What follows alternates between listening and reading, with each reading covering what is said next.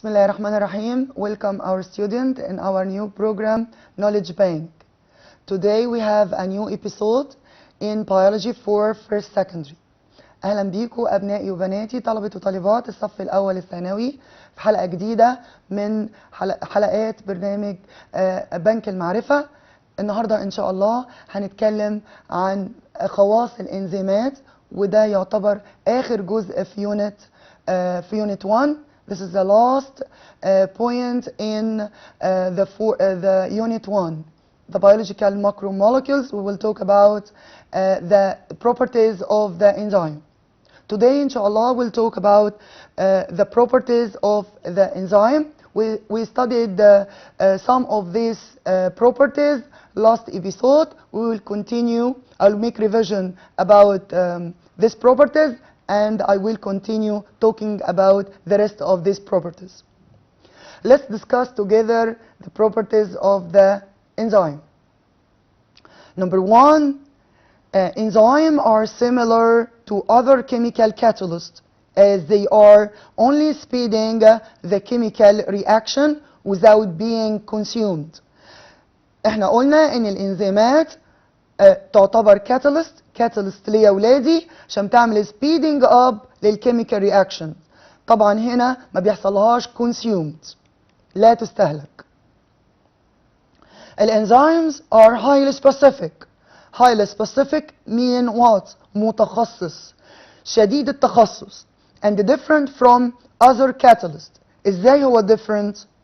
قال لي number one, every enzyme is specialized for only one reactant substance. مين هي reactant substance؟ اللي هي substrated. بنسمي كلمة reactant substance اللي هي substance that react with the enzyme. We call it substrate. يعني كل enzyme has own substrate. الانزيم اللي بيشتغل على البروتين غير الانزيم اللي بيشتغل على الليبيد.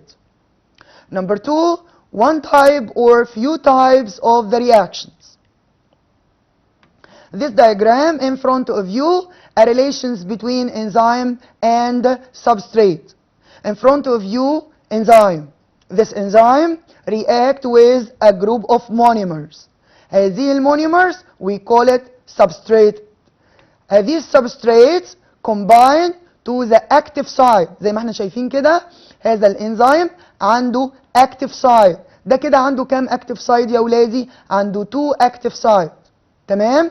بيحصل ان المونيمر بتخش عند الاكتيف سايت دي ويحصل combinations ما بين الانزيم والسبستريت اللي هي السبستنس اللي رياكت with the enzyme. بعد كده بيبدا يتكون a new compound. الكومباوند الجديد ده اكيد هيبقى polymers. اكيد هيبقى ايه؟ polymers. When you look to the enzyme doesn't change. Before and after the reactions, the enzyme doesn't change. That we call the enzyme here catalyst because it doesn't change. يبقى السبستنس اللي react with the enzyme here we call it substrate. يبقى دلوقتي المواد اللي بتتفاعل مع الانزيمات بنسميها substrate. ايه البروبرتيز بتاع الانزيم؟ ان each enzyme has own substrate. تمام؟ بالاضافه للبيكتشر اللي قدامنا دي بتوضح ان كل انزيم ليه active site. بعض الانزيمات ليها 1 active site. بعض الانزيمات عندها 2 or 3 active site. It depends on the type of enzyme. Number 3, enzymes decrease the activation energy needed for chemical reaction to occur. We studied that before.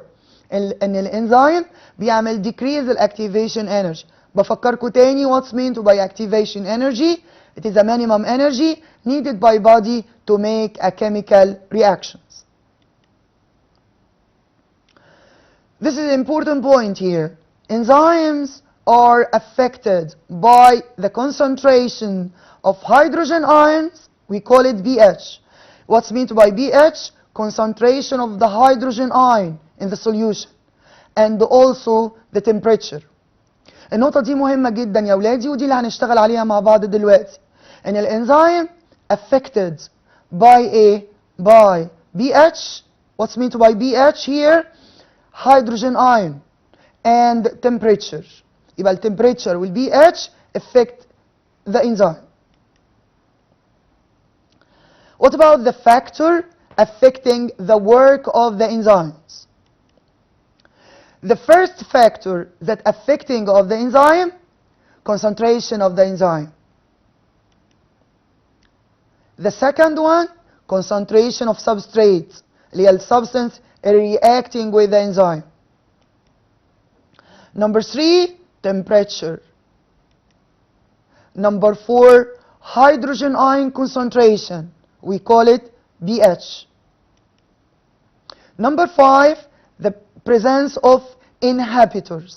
يبقى تاني يا ولادي, factor affecting the work of the enzyme, concentration of the enzyme, concentration of substrate, temperature, hydrogen ion concentration pH, presence of inhibitors. تعالوا نتكلم مع بعضينا على الفاكتور that affect of the enzyme. كام فاكتور يا ولادي بتأثر على الانزيم؟ عندي مجموعة من الفاكتور، 5 فاكتور affecting of the enzyme. ايه هم دول؟ قال لي نمبر 1 concentration of the enzyme. concentration of the enzyme ازاي؟ يعني تركيز الانزيم. هل يا ترى لما يكون الانزيم بتاعي diluted مخفف زي ما بيكون في good concentration؟ طبعا عمليه الدايجست مثلا هتبدا تختلف.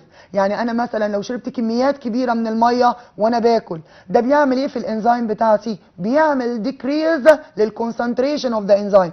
انا بقول ما بنشربش، لكن احنا نشرب بس مش كميات كبيره من الميه عشان ما اعملش decrease للconcentration of the enzyme. عشان الانزيم بدل بيعمل العمل بتاعه في وقت معين بياخد وقت اطول عشان يخلص الشغل بتاعه. فلا بد ان انا احافظ على الكونسنتريشن اوف ذا انزيم بتاعي. حاجه الثانيه the concentration of substrate. احنا اتفقنا يعني ايه substrate يا ولادي؟ اللي هي السبستانس that react with the enzyme. انا مثلا لو خدت مثال، هل لما باكل جزء من العيش يعني نص رغيف عيش زي ما باكل رغيف عيش؟ طبعا الانزيم اللي needed to break down الهاف غير الانزيم اللي هي بريك داون الهول بريد. تمام كده؟ يعني انا لو باكل لقمه او كلت ربع رغيف، هل يا ترى الانزيمات اللي هتشتغل على ربع رغيف عيش زي الانزيمات اللي هتشتغل على رغيف كامل؟ فبالتالي كميه السبستريت بتاعتي طبعا دي مهمه جدا بالنسبه للفاكتور اللي افكت اوف ذا انزيم. النقطة الثالثة دي اللي احنا هنشرحها بالتفصيل، وهي والنقطة الرابعة اللي هي التمبريتشر. هل فعلا التمبريتشر من ضمن الفاكتورز اللي بتغير او بتأثر على الانزيم؟ هي كمان والبي اتش. وما هو البي اتش؟ اللي هو الباور اوف هيدروجين، اللي هو الكونسنتريشن اوف هيدروجين ايون ان ذا سوليوشن. النقطة الأخيرة the presence of inhibitor. في بعض المواد المثبطة للكيميكال رياكشنز، يعني ممكن الحالة النفسية بتاعت إنسان تأثر في عملية الدايجست بتاعته. فبالتالي في بعض الفاكتورز بنسميها inhibitors. the presence of inhibitors عوامل مختلفة ممكن بتعمل decreasing أو بتثبط الكيميكال رياكشن. تعالوا نشرح بالتفصيل مع بعضينا التمبريتشر والبي اتش اللي هي النقطة رقم 3 والنقطة رقم 4. دي مهمة جدا ودي هناخدها in more details. Let's talk about temperatures. Every enzyme has different optimal temperature. Optimal temperature اللي هي درجة الحرارة المثلى. The temperature on which the enzyme become most active. عشان كده بسميها المثلى. أفضل درجة حرارة بيشتغل فيها الانزيم بسميها ايه؟ optimal temperature. يبقى الانزيم each enzyme has optimal أو الانزيم has optimal temperature. طب يا ترى الاوبتيمال temperature عشان الانزيم يشتغل بكفاءة عالية جدا دي الرينج بتاعها من كام لكام؟ قال لي from 37 to 40. 37 ل 40 مش دي يا اولادي النورمال تمبريتشر بتاعت جسمنا؟ نورمال تمبريتشر بتاعت جسمي من 37 الى 40. لو التمبريتشر ديكريز عن كده او انكريز عن كده اكيد الاكتيفيتي اوف ذا انزيم هيحصل لها ديكريز. هيحصل لها ايه؟ ديكريز. يبقى تاني يا اولادي التمبريتشر دي لازم تكون من ضمن الفاكتور اللي affecting the work of the enzyme.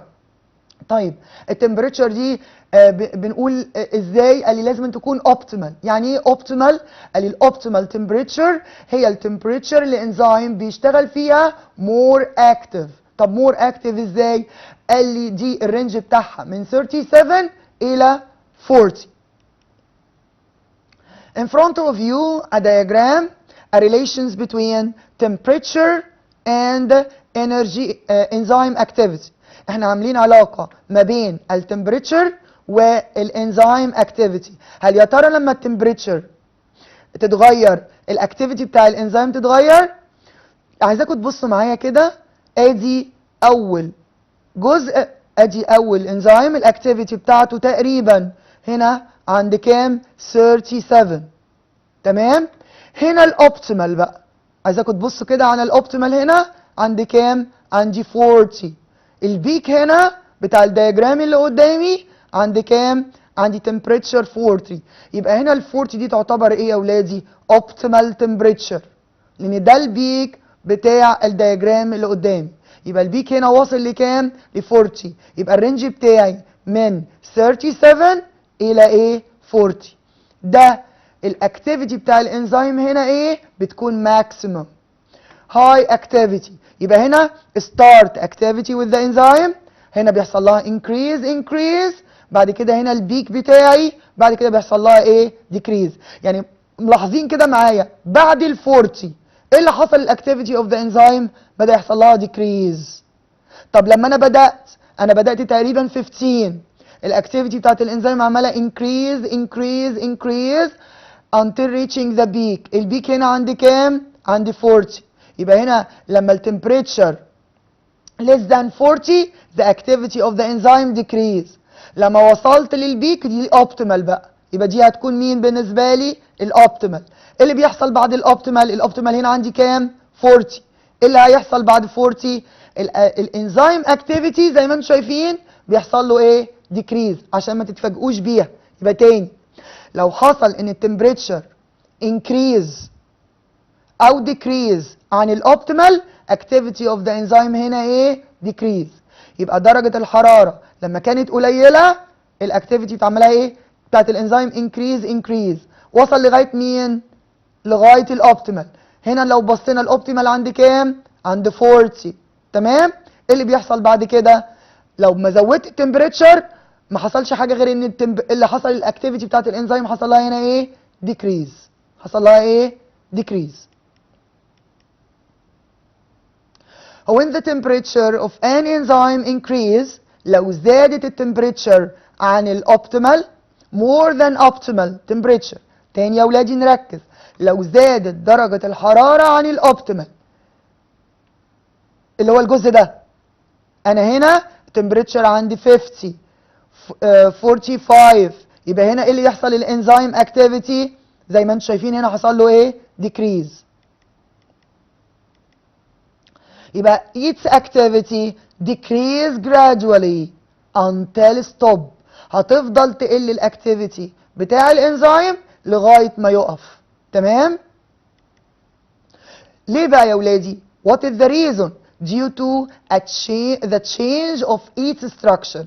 لان التمبريتشر هنا effect on the structure of the enzyme.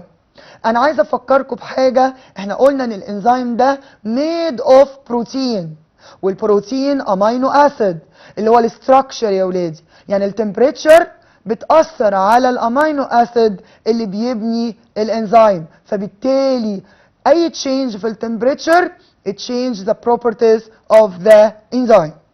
يبقى تاني باكد when the temperature increase more than optimal، الاوبتيمال بتاعتي من كام؟ من 37 الى 40. لو زادت اللي بيحصل ان activity of the enzyme decrease.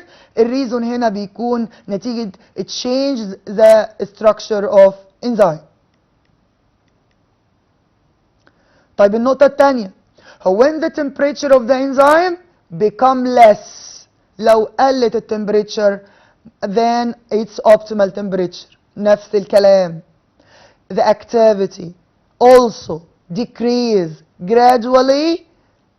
الانزيم activity stop at a 0. يبقى دلوقتي برضو لو قلت درجة الحرارة عن الاوبتيمال برضو هيحصل decrease the activity of the enzyme.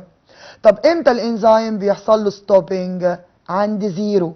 يبقى تاني يا ولادي الانزيم بيبدأ يشتغل، بتزيد الاكتيفيتي بتاعته من الرينج الاوبتيمال اللي هو من 37 الى 40، ده الاوبتيمال بتاعي. لو زادت عن الاوبتيمال او قلت عن الاوبتيمال الاكتيفيتي اوف ذا انزيم بيحصل لها ايه؟ ديكريز. طب امتى الانزيم بيقف؟ بيحصل الانزيم بيقف عند زيرو. But it become active again when its temperature increase. يبقى تاني بيحصل ان الاكتيفيتي بتاعت الانزيم return back او activate again when the temperature ايه؟ increase.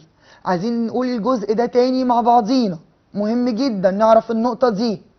ان الانزيم بتاعي يا ولادي معمول من ايه؟ بفكركم الانزيم made from protein، والبروتين ده يا ولادي البيلدنج يونت بتاعته الامينو اسيد.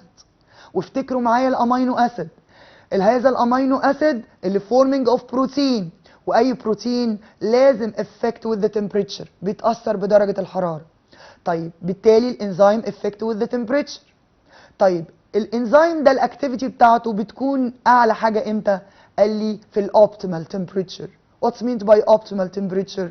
اللي هي التمبريتشر اللي الانزيم فيها بيكون ماكسيمم اكتيفيتي. ماكسيمم اكتيفيتي الرينج ده كام؟ من 37 الى 40. هتلاحظوا ان دي الدرجه الطبيعيه لجسمي، درجه حراره جسمي من كام؟ من 37 الى 40. فبالتالي الانزيم هنا بيكون اوبتيمال. احيانا التمبريتشر decrease than optimal or increase than optimal. في الحالتين سواء زادت عن الاوبتيمال او قلت عن الاوبتيمال يا ولادي بيحصل decrease للاكتيفيشن انرجي، بيحصل decrease للاكتيفيتي بتاعه الانزيم. نشاط الانزيم بيقل سواء زادت التمبريتشر او قلت التمبريتشر. طيب النقطة الثانية الانزيم بيحصل ستوبنج. ايوه لو التمبريتشر زيرو يبقى هنا الانزيم will stop. يبقى الانزيم امتى ستوب؟ قال الانزيم ستوب ات زيرو. طب انا لو وصلت للزيرو وبدات التمبريتشر يحصل لها انكريز اجين، هل الاكتيفيتي بتاعت الانزيم ستارت تو انكريز؟ اوف كورس the activity of the enzyme start increase. طيب ايه يبقى دلوقتي راجعنا كده مع بعضينا ان الانزيم الاوبتيمال بتاعته الاوبتيمال من 37 الى 40. لو temperature increase or decrease the activity of the enzyme decrease الانزيم stop at zero. وفي نفس الوقت لو حصل انه وصل لزيرو وبدات التمبريتشر increase بيحصل ان الاكتيفيتي of the enzyme increase activity again. طيب تعالوا نتكلم على النقطة الثانية وهي نقطة مهمة جدا اللي هي الباور اوف هيدروجين. الباور اوف هيدروجين وهي بنسميها البي اتش. ايه هي البي اتش دي يا ولادي؟ اللي هي الكونسنتريشن اوف هيدروجين ايون ان ذا سوليوشن، تركيز الهيدروجين ايون في السوليوشن. طبعا احنا عارفين ان الانزيم ميد اوف بروتين البيلدينج يونت بتاعته الامينو اسيد. عايز افكركم بالامينو اسيد. الامينو اسيد كان عندي فيه 2 فانكشنال جروب، نفتكرهم كده مع بعضينا، اللي هو الامينو جروب اللي هي NH2. كان التأثير بتاعها ايه يا ولادي؟ كان التأثير بتاعها بيزك لو تفتكروا. انما النقطة الثانية او الفانكشنال جروب الثانية اللي هي COOH اللي هي الكربوكسيل جروب، وكان الافكت بتاعها اسيدك. عشان كده الانزيم يا ولادي افكت باي بي اتش. من هنا جه تأثير البي اتش على الانزيم، لان هو ميد اوف امينو اسيد، والامينو اسيد عندي طرف منه اسيدك اللي هو الكربوكسيل جروب، والطرف الثاني بيز وهو الامين جروب. فبالتالي البي اتش هنا ليها دور مهم جدا. تعالوا نشوفوا مع بعضينا what is the power او الباور potential of hydrogen. We call it pH. Is a measurement determining the concentration of hydrogen ion اللي هو H in the solution، يعني concentration of the hydrogen ion in the solution, which determine whether the solution is acidic, basic or neutral. يعني من خلالها انا بعرف، من خلال الميجرمنت ده انا بعرف السبستنس اللي معايا دي يا ترى الافكت بتاعها بيكون اسيدك ولا بيزك ولا الماده دي بتكون نيوترال. Let's discuss the diagram in front of you. We have here a measurement, a range from 0 to 14. 7 here, a neutral. 7 here, a neutral substance. يبقى عند رقم 7 المواد اللي هي ايه؟ neutral. لو less than 7 substance دي كلها بنقول عليها ايه؟ acidic. substance دي بقول عليها ايه؟ acidic. لو more than 7 substance دي بنقول عليها alkaline substance. يبقى تاني in front of you a scales. قدامنا دلوقتي scales. هذا السكيلز arranged. الترتيب بتاعه ازاي يا ولادي؟ ماشي من 0 ل 14. نمبر 7 هي النيوترال، المواد النيوترال اللي عندها الاين الهيدروجين والهيدروكسيد ايكوال مع بعض، فبالتالي بيكون هنا الماده دي نيوترال. طب لو less than 7 substance دي يا ولادي بنقول عليها acidic. طب لو more than 7 substance دي بنسميها alkaline. النقطة دي في غاية الأهمية. طب يا ترى الرينج بتاعي، تعالوا نمسك الأسيدك. الأسيدك احنا قلنا من 0 ل 6. طب مين سترونج أسيد؟ رقم 1 ولا رقم 6؟ of course the strong acid رقم 1. بعد كده 2 less acidic. أقل واحدة في الأسيدك هيكون رقم كام؟ رقم 6. تمام كده؟ طب 7 هيبقى ايه؟ هيبقى نيوترال، السبستنس نيوترال. طب من 7 بعد كده من 8 ل 14. من 8 ل 14 يا ولادي بيكون الكالاين. طب مين سترونج الكالاين؟ رقم 8 ولا رقم 14؟ اوف كورس رقم 14. the less alkaline properties هيكون رقم 8. طب يا ترى ايه most of the enzyme working more active in pH acidic ولا base ولا neutral؟ احنا لقينا ان most of the enzyme work in pH 7.4. 7.4 دي يعني weak alkaline media. weak alkaline media. Not all the enzyme but most of the enzyme.